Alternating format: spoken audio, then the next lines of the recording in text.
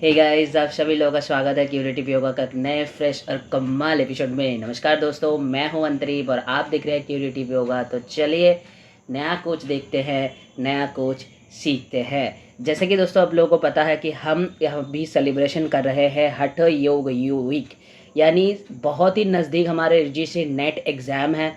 तो जिसके लिए हमने ये तरीका सोचा है कि क्यों ना हम इंटरनेशनल योग डे को भी सेलिब्रेट करें और साथ ही साथ हम हमारे प्रिपरेशन को भी आगे बढ़ाते रहे। तो इसीलिए हमने एक तरीका निकाला है कि हम अभी ये जो वीक है वो सेलिब्रेट कर रहे हैं। 1 मंथ प्रायर सेलिब्रेशन चल रहा है ये IDOI के लिए। तो यहाँ पर हम सेलिब्रेट कर रहे हैं हठ योग वीक, यानी हर दिन हठ योग की जो डिफरेंट टेक्स्ट है उस टेक्स्ट के बेसिस पर हम क्विज कर रहे हैं, क्वेश्चंस कर रहे हैं। उस क्वेश्चन को आप लोग सॉल्व कर रहे हो क्विज में आकर। लाइव 4:30 PM पर ये क्विज चल रहा है। हमारे टेलीग्राम चैनल क्रिएटिव योगा पे ये क्विज चल रहा है। तो अगर आप लोग भी हमारे साथ जुड़ना चाहते हैं, क्विज करना चाहते हैं, हठ योग वीक को सेलिब्रेट करना चाहते हैं फॉर IDY 2024 के लिए एंड UGC नेट 2024 के लिए, तो आप लोग हमारे साथ जुड़ सकते हैं। जुड़ के मिलके सभी लोग मिलके इसको सेलिब्रेट कर सकते हैं। बहुत ही ग्रैंड तरीके से ये सेलिब्रेशन हम कर सकते हैं। तो चलिए बिना किसी देर किए हुए जल्दी से देखते हैं कि आज का ये जो हठ योग वीक का पहला दिन रहा, पहला दिन का हमारा टॉपिक जो था वो था हठ योग प्रदीपिका। वो था हठ योग प्रदीपिका। तो यहाँ से 10 क्वेश्चन आज हमने क्विज पर किया है। उसी 10 क्वेश्चन का एलेबोरेशन मैं आज आप लोगों के साथ शेयर करने वाला हूँ इसी वीडियो में। तो चलिए जल्दी से आगे बढ़ते हैं, देखते हैं इस वीडियो को कि क्या क्या नया 10 क्वेश्चन हमारे लिए इंतजार कर रहे हैं। सबसे पहला क्वेश्चन जो हमें पूछा गया था, हठ योग प्रदीपिका के अनुसार योग साधन के लिए उपयुक्त स्थान क्या नहीं है, पूछा गया है। दोस्तों हमेशा मैं कहता हूं कि जो UGC नेट पर पेपर में जो क्वेश्चन होता है ना, हमेशा ये देख लेना कि क्वेश्चन में क्या नहीं लगाया हुआ है, या फिर क्वेश्चन में आपको सीधा सीधा जो ऑप्शन होना चाहिए वो पूछ रहा है। तो यहाँ पर जो है ना ये नहीं लगाया हुआ है, यानी हठ योग के साधन में स्थान में जो बताया गया है, क्या बताया गया था स्थान पर, ऐसा बताया गया ना कि सुराज्ये धार्मिक देशे सुभिक्षे निरुपद्रवे धनु प्रमाण पर्यंत शिलाग्नि जाल वर्जिते, ऐसा हमारा स्थान के बारे में कहते हैं, बताया गया ये सारे करेक्टरिस्टिक्स होना चाहिए। लेकिन आपको क्या पूछा गया, आपको पूछा गया कि क्या नहीं होना चाहिए। तो देखो सबसे पहले आपका ऑप्शन में दिया गया है सुराज्य, ये तो बिल्कुल होना चाहिए जी। उसके बाद कह रहे हैं धार्मिक देश होना चाहिए, बिल्कुल ये बताया गया है। उसके बाद कह रहे हैं उपद्रव होना चाहिए, उपद्रव नहीं, आपको श्लोक में बताया गया था निरुपद्रव, यानी जहां पर उपद्रव ना हो। उपद्रव का मतलब होता है राइट्स, राइट मतलब झगड़ा वगैरह जहां पर होता है, बहुत सारे झगड़े होते हैं, पॉलिटिकल राइट्स वगैरह चलते हैं, ये सारे चीजें मतलब झूठ झमेला से जहां जिस जगह बहुत दूर है, जहां पर किसी भी तरीके का कोई भी उपद्रव नहीं हो सकता, वैसे जगह आपको प्रेफर किया गया। तो ये नहीं बताया गया था। उसके बाद कह रहे हैं सुभिक्षे, सुभिक्षे मतलब जहां पर भिक्षा मिलना बहुत ही आसान है, बहुत ही आसानी आपको भिक्षा मिल सकता है, क्योंकि जो हठ योगी है वो अपने पूरा दिन जो है वो अपने साधन पर बिताते हैं और वो भिक्षा मांग के, लोगों के पास से भिक्षा मांग के वो अपना दिन गुजारा करते हैं। तो यानी ऐसी जगह होना चाहिए जहां पर भिक्षा मांगने पर भी आपको भिक्षा मिले, वरना आप खा पी के जिंदगी कैसे गुजारोगे, है ना हठ योगी को। इसलिए ऐसे बताया गया था सुराज्ये धार्मिक देशे निरुपद्रवे और सुभिक्षे। उसके बाद बताया जाता है धनु प्रमाण पर्यंत शिलाग्नि जाल वर्जिते। हो सकता है आपको ये चार ऑप्शंस के अलावा UGC नेट में कुछ और ऑप्शन डाल दिया। ये पूरा का पूरा श्लोक याद होना चाहिए, बहुत बढ़िया श्लोक है, बहुत इंपॉर्टेंट है, बहुत बार इनमें से क्वेश्चन पूछा जा चुका है ऑलरेडी, ठीक है। तो ये श्लोक को याद ना करने की गलती बिल्कुल ना करना। और यहाँ पे आपका जो ऑप्शन हो जाएगा वो हो जाएगा ऑप्शन नंबर C, यानी उपद्रव। ये नहीं बताया गया है, वही आपसे पूछा है कि क्या नहीं बताया गया था, ठीक है। चलो अब आगे बढ़ते हैं नेक्स्ट प्रश्न पर। नेक्स्ट प्रश्न कह रहा है शकल रोगाना शुगुल्मदरादीनः, यह किस आसन के लिए बताया गया है। ये जो है ना सीधा सीधा एक आसन का बेनिफिट है जहां से आपको पूछा जा रहा है। वो आसन जिसका ये बेनिफिट है ना बहुत इंपॉर्टेंट है। लगभग हर बार UGC नेट में ऐसे इस आसन से रिलेटेड सवाल पूछे जाते हैं, लगभग हर बार। पता कर लो, इतना इंपॉर्टेंट है। किसी को कोई भी आसन याद करो या ना करो, इस आसन का एक एक वर्ड याद करके जाना, एक एक वर्ड बहुत इंपॉर्टेंट है, बहुत बार क्वेश्चन पूछे जा चुके हैं। ये मैं जिस आसन की बात कर रहा हूँ वो है मयूरासन। ये मयूरासन के बेनिफिट बताते हैं, बताया गया है सकल रोग नाश, यानी सकल रोग को नाश करते हैं, और गुल्म दरादिन यानी गुल्म उदरामय ये सारे रोगों को भी ये नाश करते हैं, इसीलिए बताया गया है सकल रोग नाश। देखो शकल रोग नाशु गुल्म दरादीनः, यानी ये सारे रोगों को नाश करते। उसके बाद इसका सबसे महत्वपूर्ण जो जगह है उसको मैंने जानबूझकर स्किप किया है, अगर वो जगह दे देते तो कालकूट जायते, क्योंकि कालकूट नामक विष को भी ये पाचन कर देते हैं। मयूरासन अगर किसी का सिद्ध हो जाते हैं तो उनके लिए जो कालकूट नमक विष है वो भी पाचन होना कोई बड़ी बात नहीं है, यानी अपथ्य भोजन को ये पथ्य बना देते हैं मयूरासन। ऐसा हम पढ़ते हैं ना टेक्स्ट में, तो ये उसी श्लोक से लिया गया है, उसी श्लोक से मयूरासन के बारे में चर्चा की जाती है 1/30 नंबर श्लोक पर। और अगर 1/31 देखोगे, 1/31 नंबर श्लोक अगर देखोगे तो वहां पर सीधा सीधा बताया जा रहा है भाई कि मयूरासन के जो बेनिफिट है। और इसी श्लोक के लास्ट में ऐसा मेंशन किया हुआ गया है कि कालकूट जायते, यानी कालकूट नामक विष को भी ये पचन कर देते हैं। कालकूट नामक विष को भी ये आसन जो है वो पचन करने में मदद करते हैं। ठीक है, तो इसका जो बेनिफिट हो जाएगा वो सीधा सीधा आपका मयूरासन हो जाएगा, सीधा सीधा मयूरासन इसका आंसर हो जाएगा। ठीक है, चलो इसी के साथ आगे बढ़ते हैं नेक्स्ट प्रश्न पर। कह रहे हैं कि क्रम से व्यवस्थित करे स्निग्ध पुष्ट सुमधुर मनोविलासितम धातु प्रपोषणम। ये कहाँ से लिया गया क्वेश्चन है बाय द वे? एक टॉपिक क्या है इसका जो टॉपिक है वो है जी मिताहार। इसका जो टॉपिक है वो है जी मिताहार। अब आप लोग बोलोगे सर मिताहार के बारे में तो ऐसा कहा गया है कि सुस्निग्ध मधुराहार चतुर्थांश विवर्जित भुज्यते शिव संपैत मिताहार च उच्यते। हाँ जी बिल्कुल, मिताहार के बारे में ऐसा भी कहा गया है, सुस्निग्ध मधुराहार चतुर्थांश विवर्जित भुज्यते शिव संपैत मिताहार च उच्यते। उसका श्लोक नंबर क्या है? 1/58 है। उसके अगर थोड़ा आगे जाओगे ना 1/59 पर, तो आपको सबसे पहले मिलेगा पथ्य।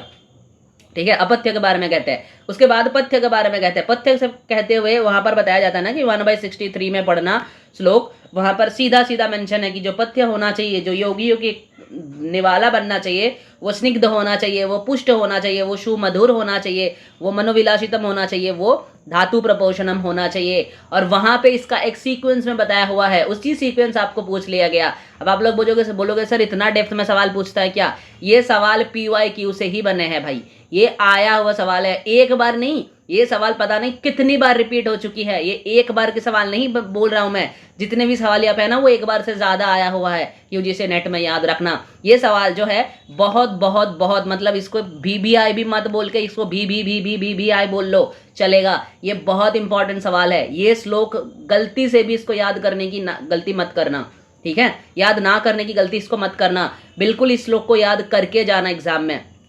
चलो अब इसके सीक्वेंस पता करते हैं। सबसे पहले आते हैं पुष्टम, जो कि V नंबर पे है। ठीक है, सबसे पहले आते हैं पुष्टम, उसके बाद आते हैं, उसके बाद यहाँ पर आते हैं पुष्टम शु मधुरम, उसके बाद बताया जाता है पुष्टम शु मधुरम, उसके बाद बताया जाता है गव्यम, जो कि आपके ऑप्शन में नहीं दिया गया है, उसके बाद बताया जाता है स्निग्धम। ठीक है, उसके बाद बताया जाता है धातु प्रपोषणम, उसके बाद बताया जाता है मनोविलासितम, ये लास्ट में आता है। यानी आपका जो सीक्वेंस होना चाहिए वो BCAED ये सीक्वेंस बनना चाहिए। देखो BCAED ये सीक्वेंस आपको ऑप्शन नंबर B पर दिख रहा है। ठीक है, तो इसका जो आंसर हो जाएगा वो ऑप्शन नंबर B आपका सही आंसर हो जाएगा।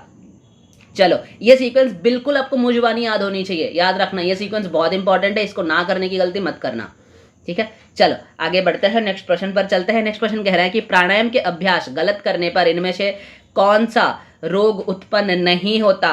कौन सा नहीं होता पूछा गया है, कौन सा प्रॉब्लम आपको नहीं होता? इज इट सासश्च, कासश्च, गुल्म दोष, शीर वेदना? यहाँ पर ना बताया जाता है, जहाँ पर प्राणायाम की चर्चा की जा रही है दूसरे अध्याय पर, दूसरे अध्याय पे जहाँ पे प्राणायाम की चर्चा करते हैं वहाँ पे प्राणायाम बोलने से पहले बताया गया है कि अगर आप प्राणायाम की अभ्यास जो है वो गलत तरीके से कर रहे हैं, अगर आप प्राणायाम की अभ्यास जो गलत तरीके से कर रहे हो तो आपको क्या होगा, आपको कुछ प्रॉब्लम महसूस होगा। क्या क्या? शासश्च, काशश्च, उसके बाद बताया जाता है शीर कर्णक्षि वेदना, शासश्च काशश्च शीर कर्णक्षि वेदना, यानी शासश्च तो बताया गया है, काशश्च भी बताया गया है, शीर वेदना बताया गया है, उसके बाद कर्णक्षि वेदना यानी कान में दर्द, शेर में दर्द, ऐसा बताया गया है। लेकिन गुल्म दोष वहां पर नहीं बताया गया है भाई, गुल्म दोष उस श्लोक में मेंशन है ही नहीं, और वही आपको पूछा है कि कौन सा नहीं है, इसीलिए इसका आंसर जो है हो जाएगा वो गुल्म दोष आपका ऑप्शन बन जाएगा।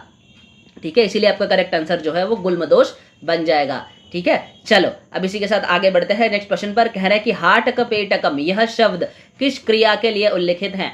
सभी को पता है, एक बार अगर किसी ने अगर एक बार भी हठयोग प्रतिपिका पढ़े हैं तो उनको भी ये पता होता है कि हाटक पेटकम ये वर्ड जो है, क्योंकि ये इतना ही इंपॉर्टेंट है भाई। आप किसी भी ट्यूटोरियल से ले लो, आप किसी भी कोचिंग से पढ़ लो, आप खुद पढ़ लो, आप क्लास में पढ़ लो, आप चाहे ग्रेजुएशन में पढ़ो, मास्टर्स में पढ़ो, ये इतने इंपॉर्टेंट क्वेश्चन है, सभी को पता होता है कि हाटकप एटकम ये टर्म जो है वह किस क्रिया से लिए उल्लेख किया जाता है। ये जो है ये सभी को पता है, जैसे मैंने बताया ये त्राटक के लिए उल्लेख की जाती है, क्योंकि हाटकप एटकम का मतलब क्या होता है कि सोने की पेटी के तरह आप इसको गोपन करके रखो, आप इसको छुपा के रखो, ठीक है। सोने की पेटी की तरह इसको गोपन रखने की बात बोला गया है, यानी छुपा के रखने की बात बोला गया है त्राटक के अभ्यास को, तो इसीलिए वहां पर ये टर्म यूज की जाती है हाटकप पेटकम, ठीक है। तो इसका आंसर जो है वो आपका त्राटक यानी ऑप्शन नंबर बी आपका करेक्ट आंसर बन जाएगा। चलो इसी के साथ आगे बढ़ते हैं नेक्स्ट क्वेश्चन पर। हठ प्रदीपिका के अनुसार कौन सा प्राणायाम उठते बैठते या चलने के समय भी किया जा सकता है? बहुत इंपॉर्टेंट है, बहुत बार आ चुके हैं यूजीसी नेट में, मैं क्या ही बताऊं इसके लिए। ये प्राणायाम में जो दूसरे नंबर पर होता है, सबसे पहले प्राणायाम होता है ए से बी, उसके बाद होता है आपका उज्जाई, ठीक है, उसके बाद प्राणायाम होता है उज्जाई। तो ये उज्जाई प्राणायाम के लिए ही बोला गया है। उज्जाई के अगर सीक्वेंस पूछा जाए तो ये दूसरे नंबर पर आते हैं जी। उज्जाई के अगर आप लोगों को सीक्वेंस पूछा जाए एग्जाम पर तो उज्जाई जो है वो दूसरे नंबर पर आता है, ठीक है। उज्जाई के अगर सीक्वेंस पूछा जाए तो ये बताना ये दूसरे नंबर पर आता है। पहले नंबर पर आता है आपका एसेवी यानी सूर्यवेदी। पहले नंबर पर आपका एसेवी नहीं सूर्यवेदी आती है, सूर्यवेदी पहले नंबर पर आता है, सूर्यवेदी दूसरे नंबर पर आता है उज्जाई, ठीक है। तो आपका यहाँ पर ऑप्शन जो है वो ऑप्शन नंबर बी आपका करेक्ट आंसर बन जाएगा। ना ही ये शीतली होगा, ना ही शीतकारी होगा, ना ही प्लावनी होगा, ना ही सूर्यवेदी होगा, ठीक है। चलो अब आगे बढ़ते हैं नेक्स्ट क्वेश्चन पर। कौन सा प्राणायाम अभ्यास करने से सुषुम्ना नाड़ी के मुख पर जमा हुआ कफ जो है वो नाश हो जाता है? ये जो है ये भस्त्रिका प्राणायाम के बारे में कह रहे हैं कि भस्त्रिका के लाभ अगर पढ़ोगे तो वहां पर सीधा सीधा बताया हुआ है कि अगर आप भस्त्रिका की अभ्यास कर रहे हो तो सुषुम्ना नाड़ी के मुख पर जो जमा हुआ कफ होते हैं वो नाश होता है। और वो किस लिए नाश होता है? क्योंकि अगर वो कफ जो है वो नाश ना है तो सुषुम्ना के अंदर कुंडलिनी शक्ति जो है वो प्रवेश ना कर पाएगा, ठीक है। तो यानी वो कफ नाश होते हैं, मतलब ये फॉर एग्जाम्पल समझ लो ये सुषुम्ना है, इसके मुंह ऐसे ब्लॉक्ड है, ठीक है, इसके जो मुंह है वो ऐसे ब्लॉक्ड है, तो ये ब्लॉक्ड हट जाता है। यानी ये अगर सुषुम्ना है तो ये प्राणायाम अभ्यास करने के बाद सुषुम्ना ऐसे धीरे से इसके अंदर प्रवेश कर सकते हैं, ऐसा बताया गया है हठ योग प्रदीपिका पर, ठीक है। भस्त्रिका, और भस्त्रिका का एक और नाम से भी भस्त्रिका प्राणायाम को ना बताया गया है कि भस्त्रिका प्राणायाम कहते हुए ना सबसे पहले एक टर्म यूज करी जाती है जो बहुत इंपॉर्टेंट है, जो पूछा भी जाता है।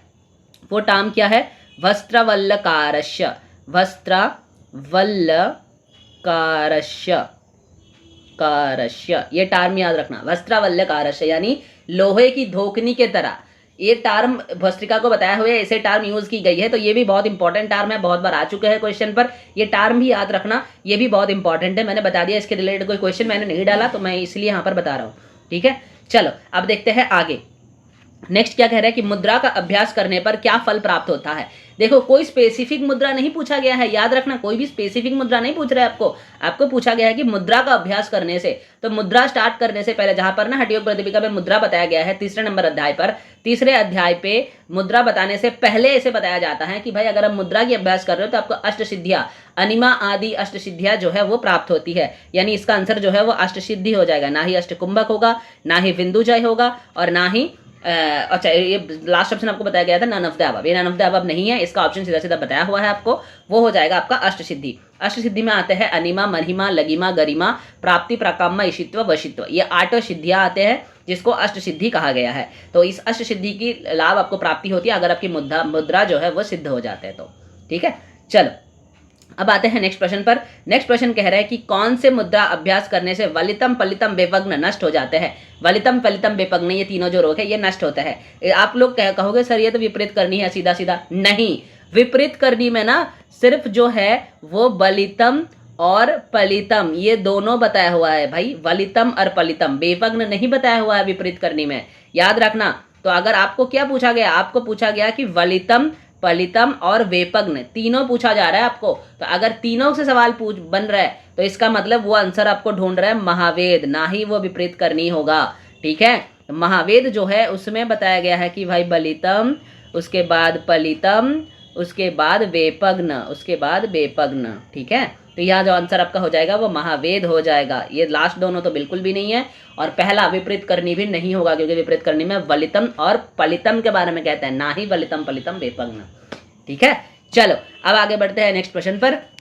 नेक्स्ट क्वेश्चन क्या कह रहा है कि फ्रॉम द, अच्छा नेक्स्ट क्वेश्चन कह रहा है निम्नलिखित में से समाधि का प्रायवाची शब्द, समाधि का ये सिनोनिम्स पूछ रहा है। पहला बताया जा रहा है मंत्र योग, सॉरी परम पद, उसके बाद बोल रहा है राजयोग, उसके बाद मंत्र योग, उसके बाद तूर्य। तो ये क्वेश्चन को भी ना काफी बच्चे ने गलत किया है, मुझे पता नहीं चल रहा है आप लोग क्यों गलत करे हो इस क्वेश्चन को, क्योंकि इसका जो है जाएगा सीधा सीधा मंत्र योग इसका आंसर हो जाएगा, क्योंकि समाधि को परम पद भी कहते हैं, समाधि को जो है परम पद कहा गया है, यानी ये नहीं होगा। आपको पूछा है कौन नहीं है, परम पद को समाधि को परम पद कहा गया है, राजयोग भी कहा गया है, यानी ये भी नहीं होगा, और तूर्य अवस्था भी कहते हैं, लास्ट में तूर्य कहा गया है समाधि को। ये चौथे नंबर अध्याय का देखना, चौथे नंबर अध्याय पे जहां पर समाधि के बारे में चर्चा हो रही है, पहले नाद के अभ्यास बताने से पहले समाधि जहां पर बताते हैं वहां पर सीधा सीधा बताया गया है समाधि के प्रायवाची शब्द, वहां पर तूर्य शब्द से लास्ट में बताया गया है, ठीक है। और ये मंत्र योग जो है ये समाधि के प्रायवाची शब्द में नहीं आते हैं, इसलिए ये इसका आंसर हो जाएगा, ठीक है। तो चलो इसी के साथ खत्म करते हैं आज के इस वीडियो को, मिलते हैं आप लोगों के साथ नेक्स्ट वीडियो में हठ योग वीक सेलिब्रेशन की दूसरे नंबर क्विज पर। तो चलिए इसी वीडियो को यहाँ पर खत्म करते हैं, आप लोग देखते रहिए क्यूरेटिव योगा और अपने अपने पढ़ाई करते रहिए। तो चलिए दोस्तों, till then take care, bye bye, happy and keep doing yoga. धन्यवाद।